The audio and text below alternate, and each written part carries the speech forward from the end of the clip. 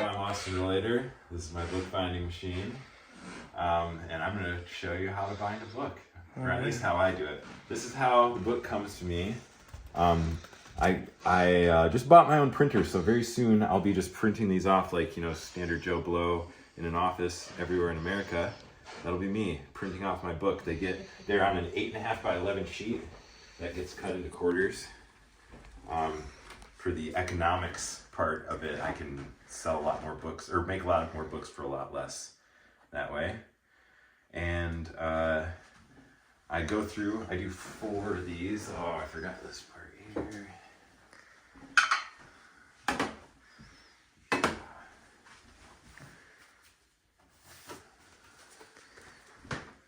This part takes the longest, and I'm always trying to make it go a little bit faster, and I have this experimental thing going on in my shop right now where this is basically tipped up and I'm inserting the paper downward. So you're like lining everything up right now? Yeah, I'm lining everything up.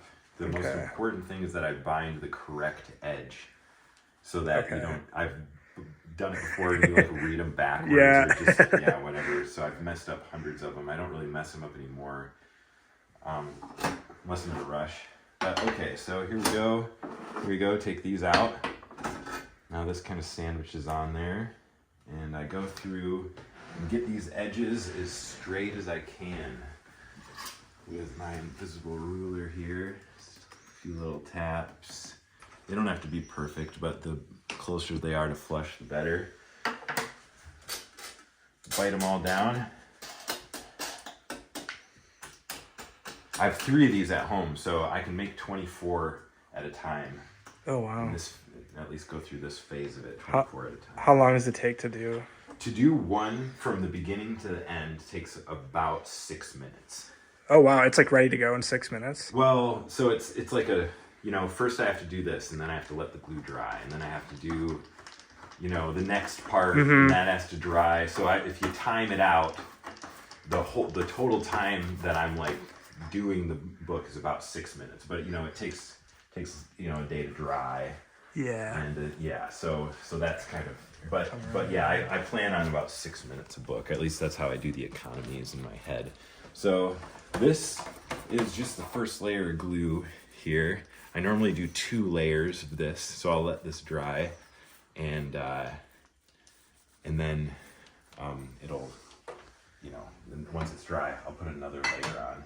But then what you end up with after the 2 layers is this. Oh, wow. Okay. So this now is the glued up sections. Okay. There's a hair in there. So he gets free hair. Not even going to charge him for that. And so what we have next, this is called the mull.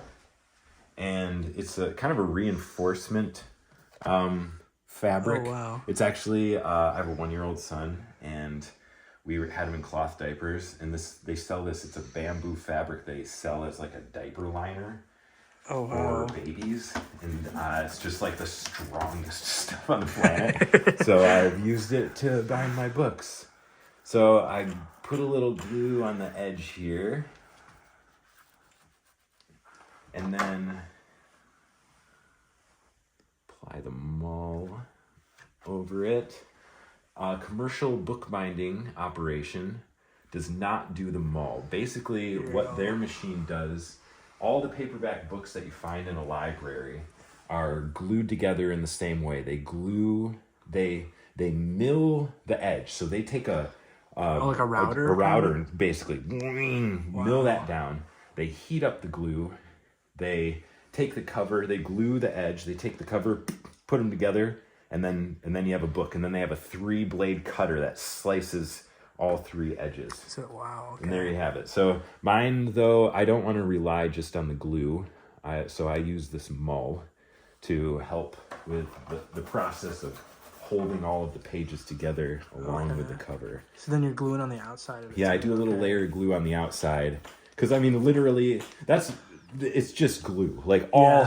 All the book is paper and glue. It's not this crazy we need to get a machine. We need to No, I it's feel like just I've friggin- seen some that are like stitched. Is that a thing? Yeah, there are stitched. Yeah, that's for hardcover stuff. Okay. So this is what happens. This is the first step of the process, basically. Okay. And so I let this dry, normally overnight. But what you end up with is this. Oh wow. Regular old book. And so this is the most fun part for me. To get, that's why I really do that. So to get the cover on, clamp this. Oh, this is sweet. I'm gonna have to do it this way. You've got to pay very close attention to which side everything's on, because I've glued them up every way you can glue up a book wrong. I've done it that way many times. I don't really do it too much like that anymore. So now I've got to get a cover. So here's how the covers come to me. They're in a full sheet, but I cut them to size. And then the first thing is I match up the spine of the book with the spine of the cover. Oh, and you like fold it. Yep. Okay, so you kind of like get like a pre-fold kind of like line. Yeah, I did like get a little bit more machinist about it, and I would fold them beforehand, but there's some variation. Yeah, they're all a little different. Yeah, so I got it. It didn't really work out, so I just do them one at a time. And so that's gonna work. I'm gonna move these over here, and then I've got to grab this wood block real quick. This wood block, I wish I had something fancier, but I was in my shop. I needed something that was the exact size as this, and this was the exact size. And so I don't question things like that. Okay, this is the one. I'm not gonna make some very spiffy thing. I'm just gonna use what's sitting in front of me. So I glue the cover like this. This makes it, if I didn't have this wood block, I would just be gluing messing up a surface basically, and the next cover that I put on would be covered in the glue from the previous one. Yeah, that makes sense. Yeah, so get a nice layer in the spine there, and then I kind of run it down both sides. Okay. There we go.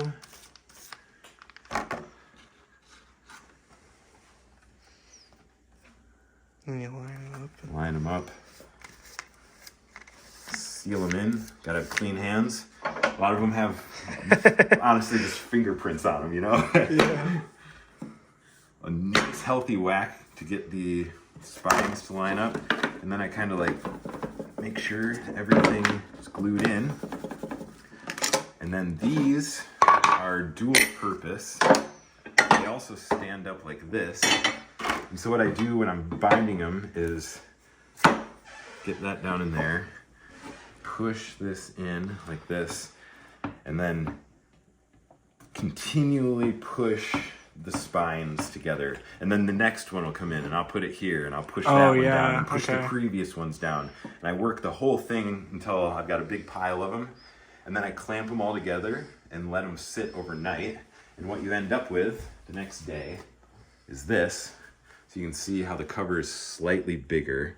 Because if I put the cover on slightly wrong, you can end up with a cover kind of cuts here, and you don't have, it's not a nice look. Okay, and then you trim it. So then I go through everyone and trim them. I'm actually experimenting right now with getting rid of the trimming phase. I like trimming them. It's something I can do while my 1-year-old's running around to keep my sanity, make me feel like I'm productive in the world, not just like staying at home with a little baby. And so I like to trim them, but I have this daydream that I can't ignore where somebody orders 10,000 of them. And I'm sitting here doing this 10,000 times. No. So I'm working to not have to do this anymore. But for right now, I do. So then you have this, and then the final step, my stamp, hand bound. Oh wow, that's awesome. And then and then I've got, the final step. You have to approve it with my red pen. QA, you gotta. There we go. That's awesome. We have a book. Very cool. Regular old book. Very cool. Hold it up better. There you go. Ordinary Ordinary time. time. Yeah.